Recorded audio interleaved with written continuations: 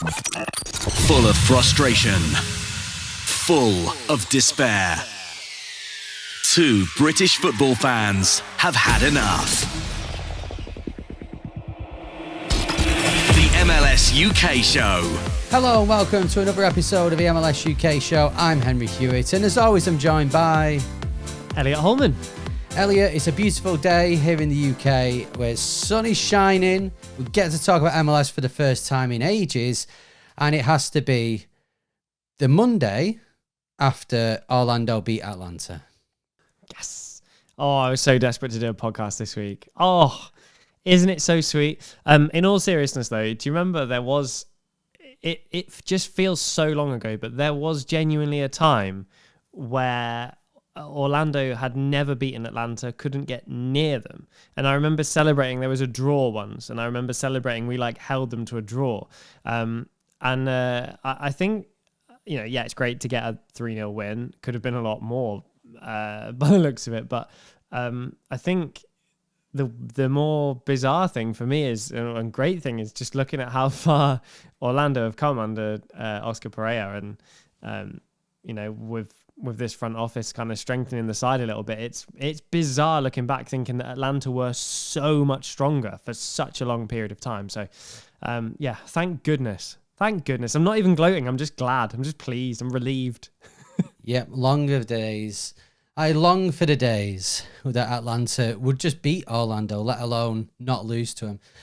We're going to talk more about what happened this weekend in MLS very soon. But for the eagle-eared and eagle-eyed amongst you, well, more the eagle-eared, you'd notice that this part of the podcast, if you are listening on your audio provider, is actually being released on Monday or Tuesday or whenever we get around to editing it. The reason is we're going to try something new this week. We're going to try releasing the review part of the podcast where we look back at the weekend's action a bit earlier in your podcast feeds, and then the news/preview part we'll be releasing later in the week. However, if you are watching this on YouTube, you will get it all on about Thursday. So this will mean nothing to you. So I guess if we continue to do this in the future, if you follow us on your podcast provider, then you will get the first part slightly earlier in the week. But we've just thought we'd play around a bit, Elliot, didn't we? We'd try something new. Yeah, it's nice to kind of dive in on a Monday and just talk about MLS when it's all still fresh, and you kind of want to hear us talk a little bit more in depth about what's gone on at the weekend, which we can do now, and then later in the week we can get stuck into what's coming up in the following weekend. So I'm here for this. I like it. Yeah, and it has totally nothing to do with the fact that I'm on holiday on Wednesday. But moving on. Right, MLS. It was another fantastic weekend of action. We've not been here for a few weeks, so we've got a lot to cover. Some interesting takes and some interesting things have been happening in the last few weeks. But I tell you what, let's start off with a game that kicked us off the weekend's action, and that was FC Cincinnati 2, SKC 1. SKC still getting used to being without Peter Vermees, and FC Cincinnati, well, they've just been smashing it. So, Elliot, where would you like to start on this one? Well, I think you go into the game. I love that first game on a Saturday, especially because it's on nice and early. It was 7:30 kickoff here in the UK. Had my dinner, and my wife actually sat on the sofa and watched it with me, which was novel, to be honest. We put our daughter to bed and watched some MLS together. It's romantic, isn't it? And you look at the game and you think, okay, well, Sporting KC have been in trouble this year and the last few years, to be honest with you. And you look at FC Cincinnati and think, well, they've won they've won their last 4 games on the bounce. So it's a formality, this. SKC were brilliant. SKC really did not allow FC Cincinnati to play. And I really enjoyed that. It was a really, really good start to the weekend when you kind of expected Cincy to dominate possession, dominate passing. And SKC kind of set up their stall. And to be honest, it's kind of what happened last night with Vancouver as well, which we'll get onto. So, not the matchup we expected, which was nice. It was. Kevin Denke scoring 2 goals. That's 3-2 now, and it puts him for 6 of the season. I mean, that second goal was an incredible finish, the bicycle kick. But he, more than some others, has really hit the ground running, hasn't he, in MLS? And the fact that Evander's scored 6 as well. Cincinnati are just, they've got their attacking line. We expected a lot from them, and they're delivering. Yeah, Evander is top 5 in the league for shots on target. So he's a really safe bet to get a few shots on target each game, which of course gives you a fantastic chance. He's a fantastic player, creates so many chances, but gets his shots off as well. So never surprised to see him on the score sheet. But to be honest with you, Oriano as well, 15 shots on target in the league this year. He's only played 8 games, 8 times for Cincinnati. Really, really fantastic performance from him as well. So I like the Cincy roster. I think they've, again, like Orlando, they've come a long way since the days where they were picking up the wooden spoon when they first joined the league. And I think you see them at home and you think they're going to be really difficult to beat in this game. And even though they didn't have the rub of the green for most of it, they still found a way to grind out a result, and it's impressive. It is, yeah. They've won the last 5 games and noticed that I think each of those 5 games, they've actually only won by 1 goal, which shows that they have the ability to grind out the results. I mean, some of them, to be fair, since he probably should have won by more goals, but they are winning by 1. I mean, the fans and me as well, I'd like to see Cincy proper go for it and, try and win by quite a few more. We'll have to wait till they play Atlanta for them to do that. But, it does show that they are scoring goals. They've just started the season so well. And, it's good to see. I think Cincy are one of the big hitters in the East that can challenge Miami, because let's face it, that's what we're looking at in the East is who is going to challenge Miami. And at the moment, Cincy have started the best. Yeah, absolutely. Consistency, and I think if you look at the Supporters Shield, I'm actually looking at. Let's take a look at the Eastern Conference rather than the Supporters Shield. Cincinnati and Columbus, Ohio sitting pretty at the top, and actually really pushing each other. Points per game, almost exactly the same. 2.1 for Columbus, 2.2 for Cincinnati. 7 wins for Cincy, 6 for Columbus. Columbus have had a couple more draws than Cincy, but they're leading the way by a long shot. Because I think Orlando have had a decent start to the season.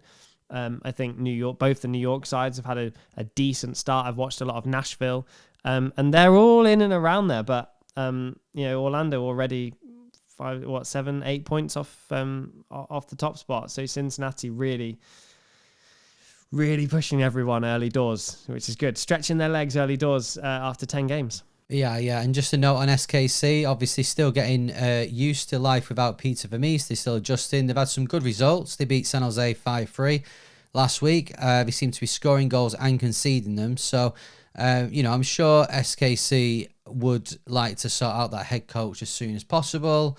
The interim has won 2 and lost 2. So, whether that's enough form to take him forward and give him a job, or whether they're going to look for someone else, we'll have to wait and see. Well, SKC, I think the comforting stat for you here is that if you'd have told SKC that they'd have won 2 more games than the reigning MLS champs after 10 matches, you'd be pretty satisfied. Yeah, and for anyone who doesn't know, that's a bit of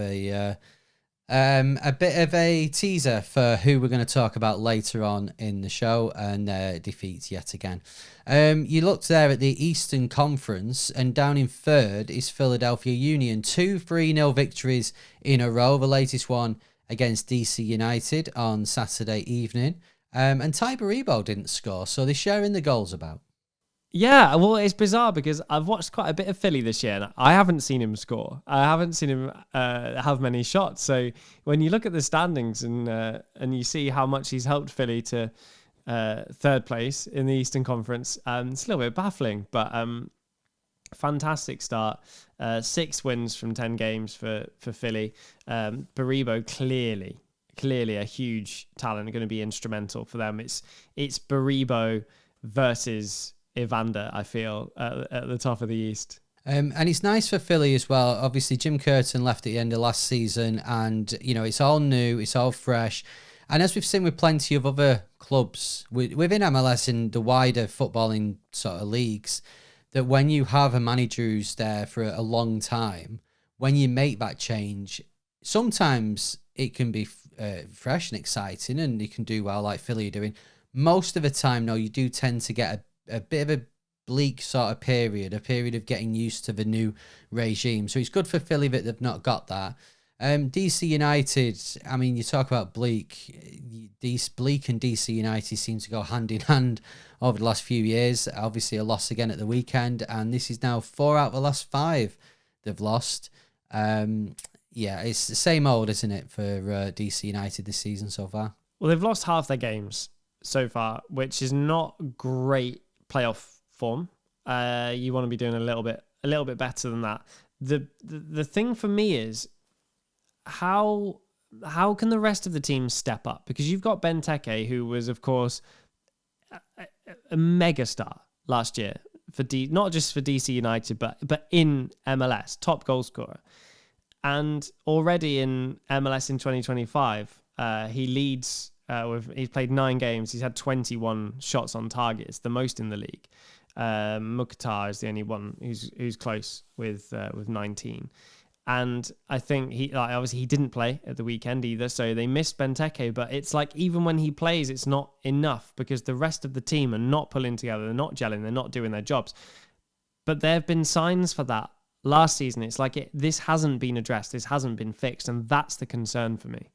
Yeah, and I don't think it's going to be fixed anytime soon because DC United have shown in the last few years, apart from Benteke, the rest of the decisions they've made tend to be disappointing and don't work out. Right, speaking of not working out, let's move on to the next game we're going to talk about. And unfortunately for me, we mentioned it before, Orlando 3, Atlanta 0. Philadelphia have won the last 2 games 3-0. Of course, Atlanta have lost the last 2 games 3-0.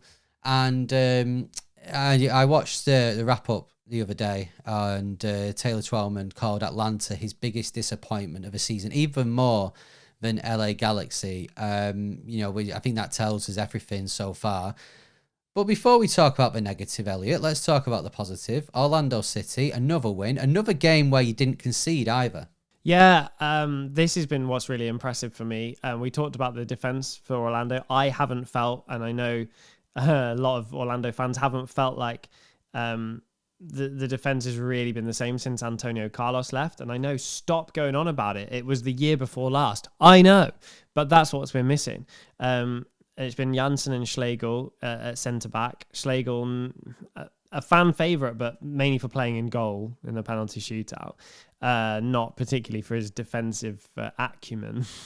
But it's looking like it's starting to gel. And Alex Freeman, what a player, by the way, popped in at right back a couple of months ago. I think it was on the 1st of March. And since then, no looking back. A real talent. Chips in with goals as well. Incredible. So hugely impressed with him. And I think he could be the first test for MLS. You know, we talked about the new rules to try and keep players in MLS. Financial rules in place so that European clubs aren't just swooping in. MLS clubs have got a bit of power to try and keep players. This is going to be a big test for Orlando and these new rules early doors, because can Orlando hang on to him? There is going to be an incredible amount of interest, especially as the season in Europe comes to a close in the next couple of weeks. But yeah, really good start for Orlando City. They don't concede goals, which is fantastic. And Atlanta, we sat here on this podcast early doors this season and we thought, yeah, this is going to be big. Big money signings. You know, you're bringing in a huge striker from Middlesbrough. You're bringing in Miguel Almiron back to Atlanta, and it's just not working. 2 wins in 10 games. I know, it's not good enough, is it? And it now we ask the question, because of these new rules within MLS, the fact that clubs are spending more money and building the rosters in slightly different ways, does this add pressure onto head coaches? Because MLS has probably given head coaches a bit more time than what other leagues do because of the way it's run, because of the fact that there's no relegation. Whereas, Atlanta have spent a lot of money in the close season, and Ronnie Dyler is not. It's not working, is it? And we said in pre-season, we said that Atlanta will be the entertainers this year. They'll win all the home games and lose all the away games. They'll score goals, but not keep them out at the other end. And we're half right in the fact that they're not winning away and they're not keeping goals out at the other end. However, the entertainers bit is not quite happening, is it? So, very disappointing. It's the worst start in Atlanta's history, and I think that speaks volumes. And considering that this was probably the most excited as an Atlanta fan I've been going into a season for a few years, it's just really disappointing. Yeah, and just looking through Atlanta's stats, just trying to kind of pinpoint where the issues are. Almiron, 2 goal involvements so far in 10 games. I don't know what you're kind of, as an Atlanta fan, what sort of level are you expecting? In the first 10 games, two assists for Almiron. Is that enough? I wouldn't have expected Saba to have more, if I'm honest. And I'm looking at players like Brooks Lennon, who is a huge talent. 1 assist. I want the ball to lat more. Only 12 shots on target in 9 games. All right, it's more than a shot a game, but this is a player you paid big money for, who's been up against defenses who are not that strong. It's been disappointing for me from Atlanta. They're not hitting the levels yet, but the talent is there. So you immediately look to the manager, and the manager's won MLS Cup. Exactly. Yeah, we expect more. And I think when you're looking at the table and you're looking at the likes of Nashville and Charlotte, who are in 4th and 6th, I don't think as an Atlanta fan, you could say, why aren't we there? You'd look at Atlanta's players, you look at the setup and think, okay, at the back, there's still a lot to be answered for. But, if you look at those teams, and then even in the West, you're looking at what's going on there, and you've got, San Diego have just started. They're in 7th, Colorado 5th, Minnesota 4th, Austin 3rd. Portland, who we'll talk about later, has somehow managed to get themselves into 2nd. You would expect Atlanta to be doing similar things, and it's just not happened. And this is the problem. This is where Atlanta have found themselves the last few years. And I know last year they did okay in the playoffs in the end, but they had to get in on the last game. And if you don't have a good start, you're continuously chasing your tail. And Atlanta do have firepower up front, and you'd think eventually they will score goals, but you don't want to leave it too late. You don't want the season to be over before it's begun. No, absolutely. And you start to look at Atlanta down in 12th, already 5 points off the playoff line, which after 10 games is not great. And you're sandwiched in between DC and Chicago, 2 sides who we know are not good. And obviously Toronto and Montreal have been setting new levels of terrible. So Atlanta, they are a real surprise down there. Right, let's move on. I'm getting depressed talking about Atlanta. I think it's great. Just to dig in more into this. Let's talk about. Let's briefly talk about Charlotte FC. They've lost to New England Revolution, who have come from nowhere. New England Revolution. They've won the last 3, so well done to them. I want to talk about this Wilfried Zaha statement. Have you seen this? He released this on Snapchat. Basically, just some of the fans have started having a go at him because of certain things on the pitch. And he's come out and basically said that whatever he does, he's not going to win. If we lose, it's Zaha's fault. If I dribble, I'm selfish. If I keep it simple, I'm not doing what I'm being paid to do. If I shoot, I should have passed. If I pass, I should finish my chances. He then goes on and swears, so I won't continue. But for me, Wilfried Zaha, and we found this. I mean, I have obviously watched him here, and I've watched him play for Crystal Palace and very briefly for Man United. Zaha tends to be the best player in the squad where he goes, apart from Man United, and that didn't work out.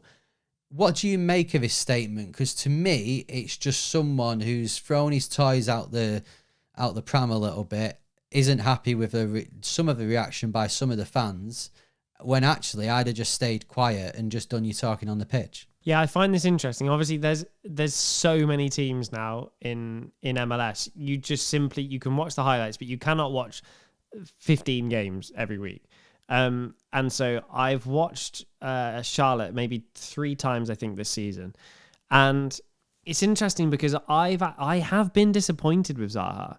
He scored his first goal in one of the games that I watched, and then I was disappointed to see, I think it was the Colorado game. They played Colorado, and he didn't take his man on once. He did not once take his man on, and I didn't say anything because I thought that's an off game. I'm like, who am I to judge Wilf Zaha? Like, and I didn't mention it on the pod at all. So I'm interested to see now that he's being criticised for that. So there's obviously been a bit of a theme that he hasn't been, I'd say, doing his job. Like, I don't mind. You're an out-and-out winger with incredible skill. If you lose the ball, 25% of the time that you're dribbling, I don't mind that. Take the risk. Go for it. It's so entertaining. We all love seeing old-fashioned football where your wingers are beating their men and driving towards goal. And I haven't seen that from Zaha yet. So I'm going to be honest and say, I think I understand why the fans might be a bit disappointed. All right, you shouldn't be getting on players' backs, and they shouldn't have to be posted on Snapchat. What is he, 12? But yeah, I understand. I think I understand the criticism, to be honest. But just put it right on the pitch. Yeah, Zaha's the type of guy who I don't think he's going to go into his shell. I think he'll try and prove people wrong, and it wouldn't surprise me if in the next game he scores a few goals and it's all harmonious again. Right, let's move on to another game. We're going to talk just in a moment about the Vancouver Minnesota game, but before we do, we have to mention this: Nashville 7, Chicago 2. BJ Callahan playing against Greg Berhalter. Of course, he was Greg Berhalter's assistant, and he's just, well, the students has beaten the teacher, and that may be disrespectful to BJ Callahan, but 7-2. You can always expect that Chicago will get a thumping at some point, but I didn't expect this. No, it's... I mean, yeah, would I have predicted Nashville to win? Absolutely. Would I have predicted that scoreline? Really, really not. And I can't decide. I still haven't decided whether it's Nashville who have blown them out of the water, or Chicago really, really that terrible. But I mean, I've told you on the last episode, I've really enjoyed watching Nashville. Both Mukhtar and Surridge are a joy to watch. They both, they get forward. They're so positive. They've each played every single game, and seeing the amount of shots that they get away, and to be honest with you, the shot on target success rate as well, both of them really are carrying Nashville. It's a good side, but they are up there for a reason, and it is because of Mukhtar and Surridge, and I love watching both of them. Nashville have been great to watch this year, and that scoreline says it all. Yeah, well, Surridge has now scored 6 this season. He got 12 last season, so he's half the way there. He's got 10 games, and he played 28 last year. I mean, obviously, the vast majority of those goals came in this game, as he scored 4. But yeah, for me, I think it was more Chicago being poor. Nashville played very well, but I mean, some of the goals, the 7th goal was a joke. Did you see where it played over the top? And Jack Elliott's running back. Surridge is running onto the ball. The Chris Brady he sort of went back and then never came out of it towards the ball. And Jack Elliott's actually gesturing to him like, come out, come to the ball. And it's just, Surridge just ran onto it and put it past him. So I think that for me summed up the performance for Chicago. Kuiper's still got his goal, so he's now top goal scorer in MLS. So he got one of the 2. And Berhalter has apologised to Chicago fans, who unsurprisingly now have conceded the joint worst in the East with DC United. Yeah, that's one Berhalter, but the other one's doing pretty good. What a finish this was. Berhalter Jr., of course, Vancouver Whitecaps midfielder. Any player who plays for Vancouver Whitecaps cannot do anything wrong at the moment. 0-0, they rested a lot of players. Of course, they brought a few on, and that changed the game, and they soon went 3-0 up. But what a story this is with Vancouver. We're going to talk more about what happened in the Champions Cup later on, but yeah, what a performance this was in the second half to not only get in front, but fully take control of a game. At a Minnesota, who are a good, decent team. It's not like they're playing an Atlanta or an LA Galaxy. Yeah, Minnesota have been good this year. Watched them a couple of times and been really impressed. Good forward line, 2 up top as well. Really good, old school, which is nice. But ultimately, Vancouver turned up with a weak side, heavy rotation, really not a lot of MLS experience. Brian White, of course, already got 6 goals this season in eight appearances. He was nowhere to be seen. And to be honest with you, yeah, Berhalter scores a banger to get things off the ground after a drab first half. Don't get me wrong, Vancouver will have been happy to just go there, shut up shop, get the 0-0, get the point, and return home again. But it turns out that they came to play, and I think they're just well drilled. I think you can bring in these players who haven't got a lot of minutes, but they've been training, they know the plan, and they executed the plan perfectly. Nelson, of course, started and was probably the best, most experienced player. Started on the left wing, drifted over to the right. It just wasn't really happening for them in the first half, but Berhalter gets the game underway, and then bang, goal after goal after goal, and it was great to watch. And I don't think anyone really expected Vancouver. There needs to be some kind of in-depth study done, because they're playing all of these games, they're rotating, and still no one can touch them. No, well, as I said, it's fairy tale in Vancouver, and long may it continue. Vancouver have now scored, well, they're averaging 2 goals a game, and they conceded the joint least with New England Revolution in 7. This game, however, did end on a bit of a sour note. Of course, Emmanuel Sabbi not happy with what has been said on the pitch to him. Now, as we speak on Monday afternoon here in the UK, Monday morning in the States and Canada, obviously nothing has come out about this specifically yet. We just know it was something that breaches the rules within MLS. I think we can all imagine what it might be. And it's just a shame that this game ended on such a sour note, isn't it, Elliot? Because as you say, it was a great second half and a great performance for Vancouver. And it's just ended in just a bit of a sour note. Yeah, and it was a tasty game. There was not a lot of free-flowing football in the first half. There was a lot of injuries. There was a lot of fouls. It did have a bit of a bite to it. So a sour note at the end, not surprised. However, on that specific note, very disappointing to see. Yeah, hopefully it all gets resolved whichever way, by MLS.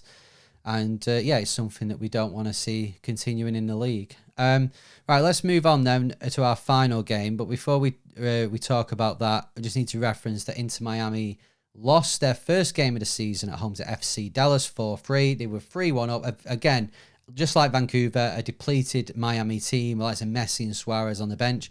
They went 3-1 up and then lost the game 4-3. Dallas, though, best away record before this weekend, so that's continued. And Miami, this is what it's like, Elliot. Miami now dropping down to about 5th, is it, in the league? And they've lost the first game. The wheels are coming off. We'll talk about the Champions Cup later on. Vancouver are the team to watch. Miami are yesterday's news. Yeah, it's bizarre, isn't it? I'm really enjoying Vancouver. I think we've all got a bit of a soft spot for Vancouver. Lovely stadium, play great football, great rise over the last couple of years. And that rise has been at the same time as everyone's been talking about Miami. Yeah, and before people start commenting, of course, I speak in jest. I am not saying Miami are over.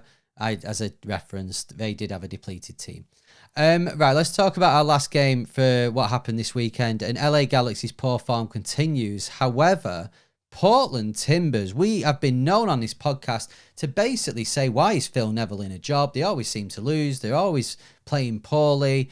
Portland need to do far better. And we take a few weeks off, come back, and Portland are in second in the West. Yeah, they did play LA Galaxy, though, who, despite being MLS Cup champions, are horrifically bad. I don't know. What is happening? What is going on? They haven't won a game this season in 10 attempts, conceding 4 at home. is never good, no matter what situation you're in. Christian Ramirez gets on the score sheet. Marco Reus as well. Of course, we saw a certain French striker finally get a goal in MLS in Los Angeles the other day, and it feels like we've been waiting for LA Galaxy to kick in, and it's just not happening.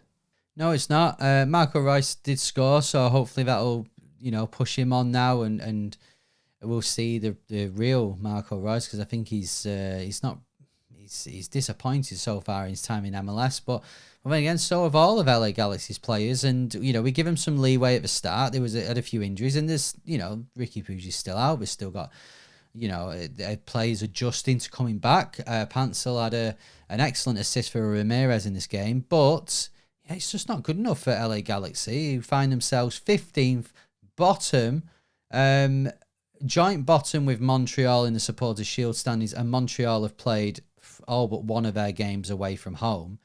And when you'd say that LA Galaxy are now 4 points off SKC, that really does sum up how poor they've been.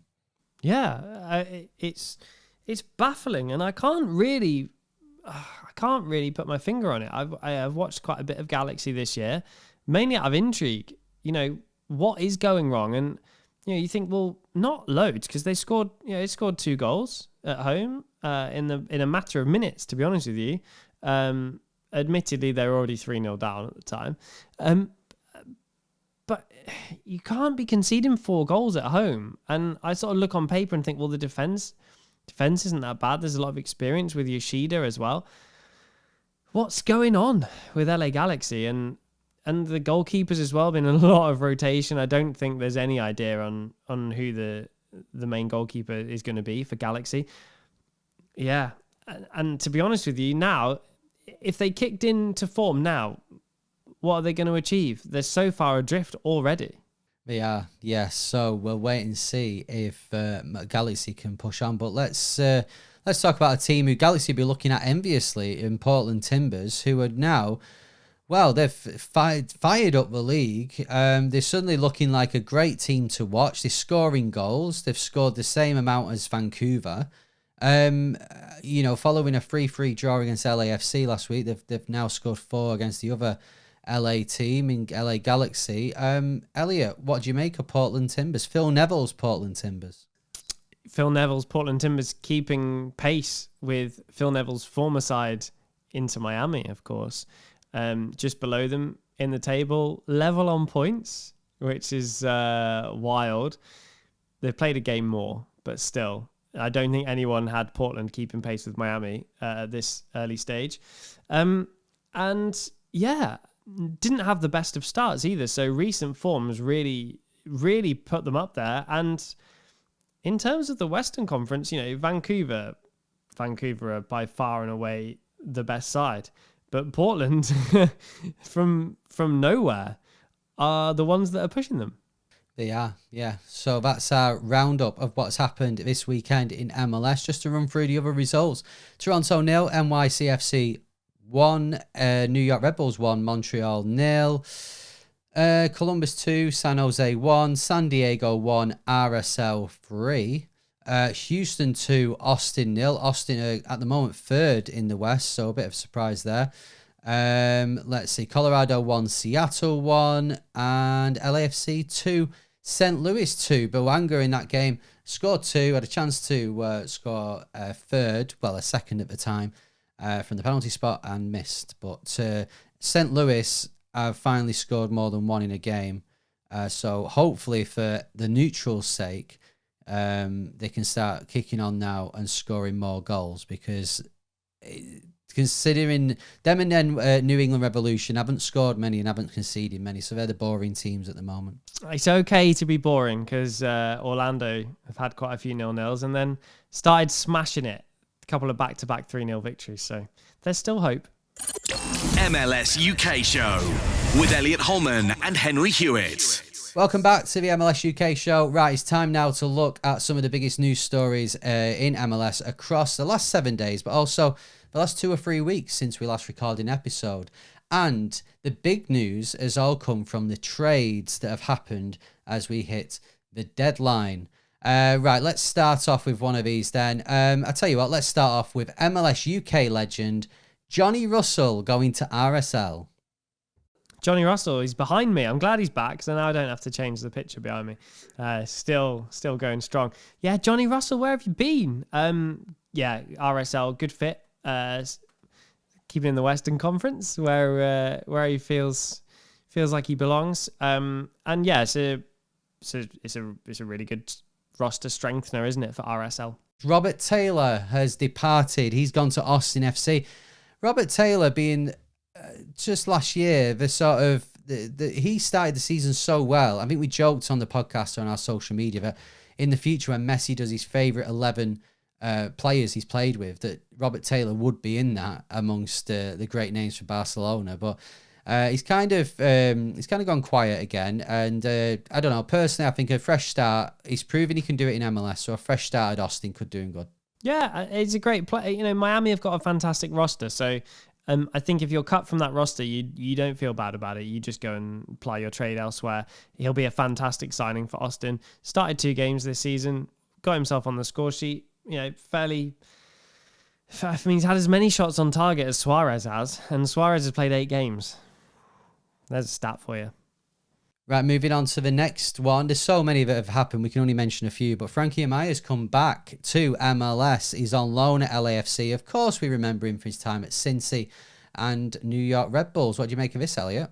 Yeah, do you know, I forgot about the Red Bulls part of that. Just see him at Cincy when they were struggling a little bit, to be honest. He was obviously a bright spark. Yeah, good. I like it when players come back. It's like, oh, welcome back. You thought the grass was greener. Here we are again. No, this is good. I'm interested to see how he's going to fit into that LAFC side, to be honest with you. Yeah, former first pick of a draft, wasn't he, when he came into MLS? Right, moving on, and this is the final trade we're going to talk about, or lack of a trade, if you will. Thomas Mueller, a Bayern legend, he's leaving the club at the end of the season in Germany, and apparently he's rejected a move to FC Cincy. First of all, what do you make of him rejecting it? And second of all, what do you make of Cincy being in for him? This is kind of a change for them. Yeah, well, I think this is what Cincy need. I think this is how they move forward. I think they have to be in those conversations when you look at teams like Inter Miami, LAFC, LA Galaxy, when they're in for these stars. I think this is the next level for Cincy, who are clearly a very, very good side, are becoming really established. This is it now. This is what they need to be doing. So, yes, it's been rejected, but I want to see them in those conversations. Yeah, Mueller scored in the Champions League, didn't he, a few weeks ago? So he showed that he's still got it, and I think he said he wanted to stay at Bayern. It's more Bayern wanting to move on. So I think if Cincy got this type of player who's hungry, and I know, you know, you look at Marco Reus and you're looking and going, well, yeah, he's not really hit the heights what we'd expect. Whereas Thomas Mueller, I think, would do. It's kind of a similar to Kevin De Bruyne if he comes to MLS. So I think if Cincy pulled this off, I know it's been rejected, whether for whatever reason that is, but said he'd come in for him again and pull this off, or go for someone like a De Bruyne. If you can get those rights off Miami, then I think, yeah, it takes Cincy to the next level and it pushes them on. Ultimately, yeah, we just want these big names in MLS. Who cares if it becomes the retirement league again? It's kind of fun, isn't it? Oh, yeah. Right, let's move on now. We could have talked about this in the previous part of this podcast when we reviewed the action from last weekend. But LA Galaxy, the head coach, Greg Vanney, has been, he's under pressure, let's say. And David Wagner has been linked with the club. But of course, Premier League fans would know him from his time at Huddersfield. Championship fans will know him from his time maybe at Norwich City. League One fans would remember that David Wagner was linked with Bolton Wanderers and the job there earlier in the season. Of course, didn't get it or didn't pursue that. And now it looks set that he could be joining MLS and LA Galaxy. I guess, Elliot, for Galaxy fans who have heard this link, and after they lost to Portland at the weekend, maybe this is sort of accelerated a little bit. But what can you tell them about David Wagner? Yeah, well, wasn't hugely complimentary about Dean Smith because, as you remember, I said when he was at Norwich, there was no plan. I don't know what style of football we were trying to play. And ultimately, he wasn't getting results. David Wagner, maybe there wasn't such a real distinct style of play, but ultimately, Norwich made the playoffs, which I think you kind of forget about. Yes, they lost heavily to Leeds over 2 legs. Leeds are a much better side.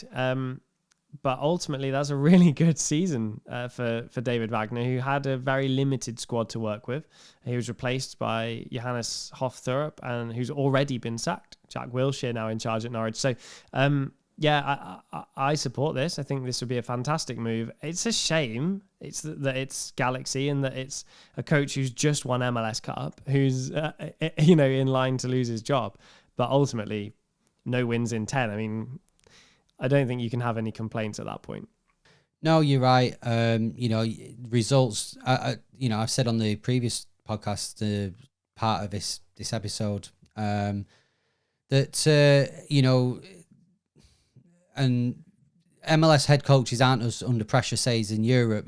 Because there's no relegation, and like Galaxy were in Europe now, they'd be scared of going down. But you have to get results. And when you've got Galaxy, who are MLS Cup reigning champions and wanting to push on, and the fact that they've gone 10 games without a win, it's not working out for whatever reason. So if it is a new head coach that's needed, then, David Wagner, I think he could do a lot worse. I'd be interested to see how he does in MLS, to bring that over. Because, we've seen a few managers, like Dean Smith has come from, European football. He's come from the Premier League and he's doing very well. So, some adjust well and some not so well. So we'll see if David Wagner comes, which camp he falls in. Let's not say that Dean Smith came from the Premier League. That is a lie. He got Norwich relegated and then we dropped like a stone. Moving on to our last story of the week, and it's a new one. This has just been announced today as we record this on Monday.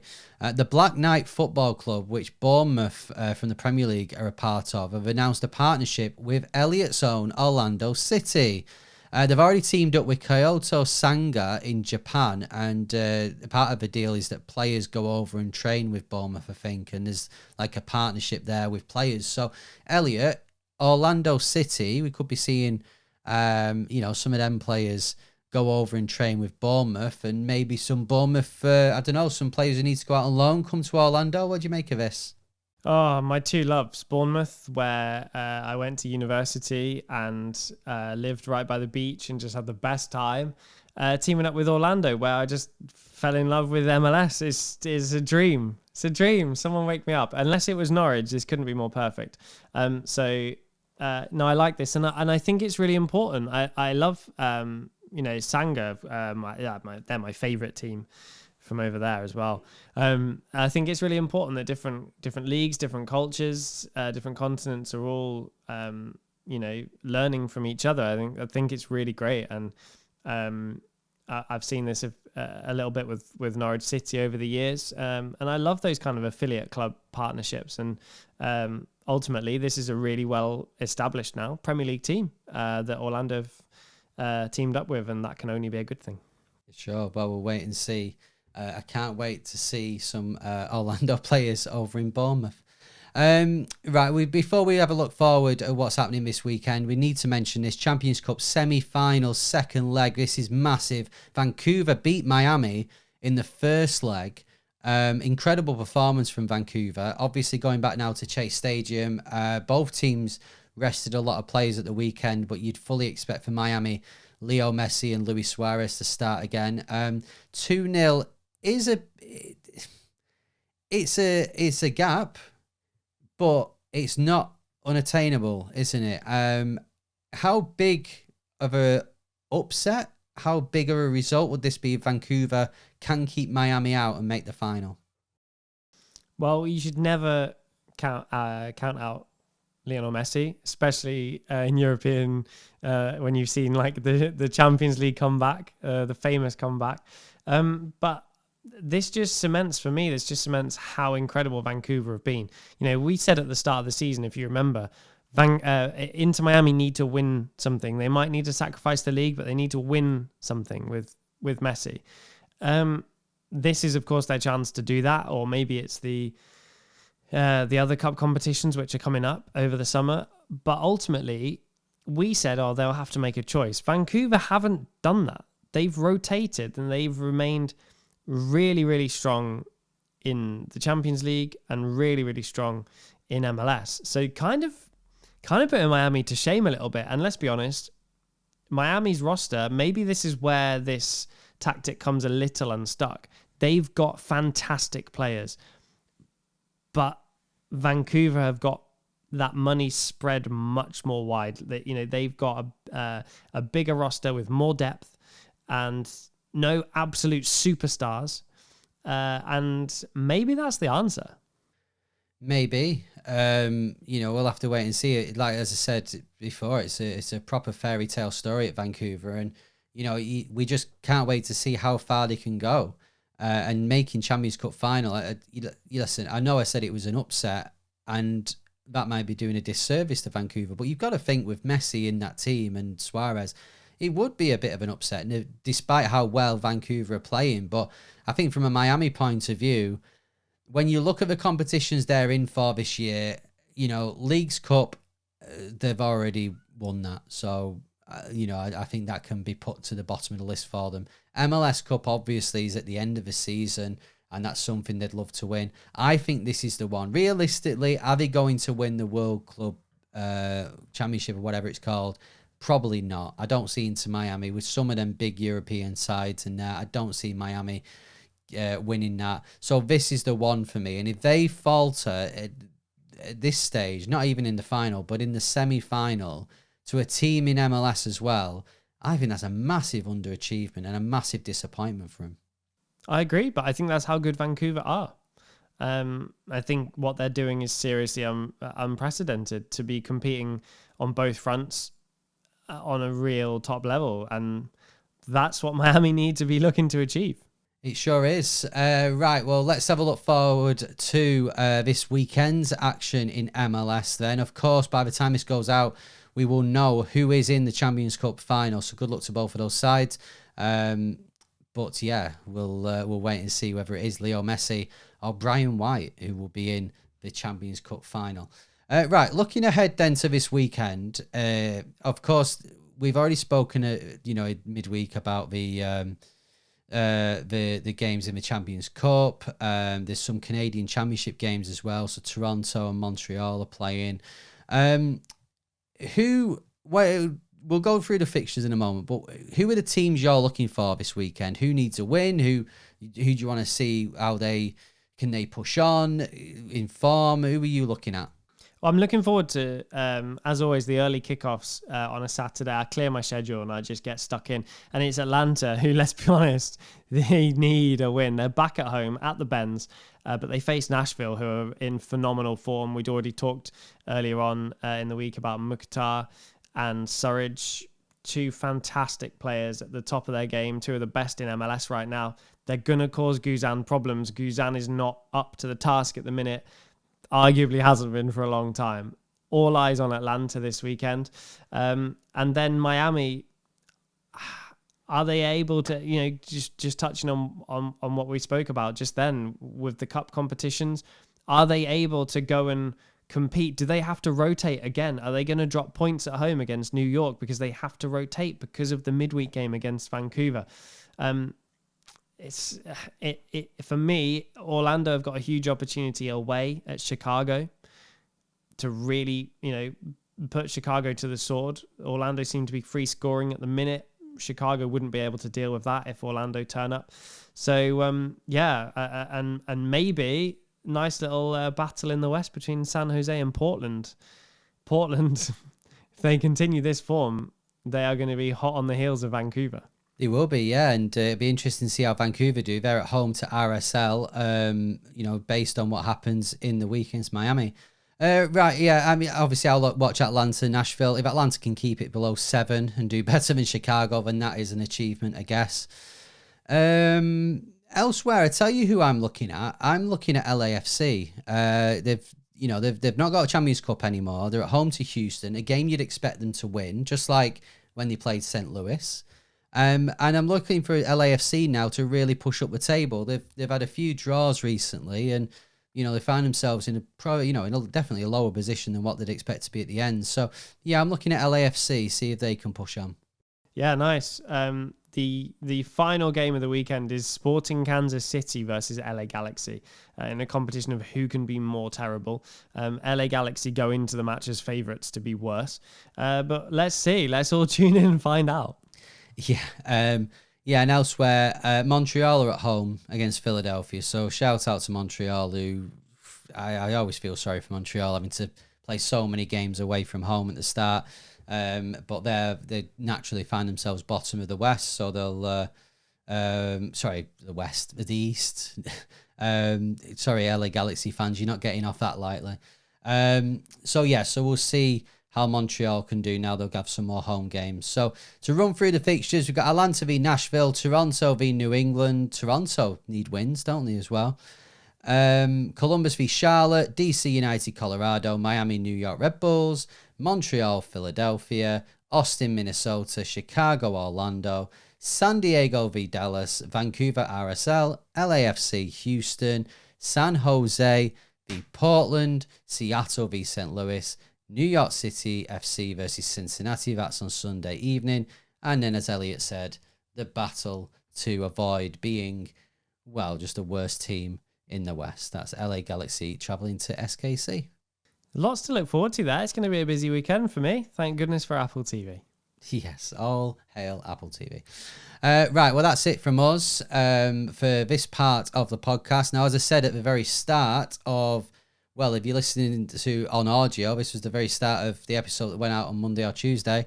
If you're watching on the YouTube video, then this is the end of the full episode. Now, remember, we might continue to do this. We'll see how it goes. So we recorded part 1 and put that out on the audio feed on Apple, Spotify, and others earlier in the week, and now this has been released on Thursday. So if we do this again and you want to hear our recap of the action first, then go to your podcast provider and follow us on there. But Elliot, if you're going to do that, there's one rule and one rule only. Yes, 5 stars only. I'm no longer using LA Galaxy's name because they're just not good enough. They're not up to task. They don't deserve it. They don't deserve 1 star. No, they don't. Hopefully we deserve more than 1 star in a rating now. And if you're watching on YouTube, then please subscribe to the channel, like this video, and leave us a comment. Tell us if you agree with bits we've said, or if you disagree. It all helps. But for this week, I've been Henry Hewitt.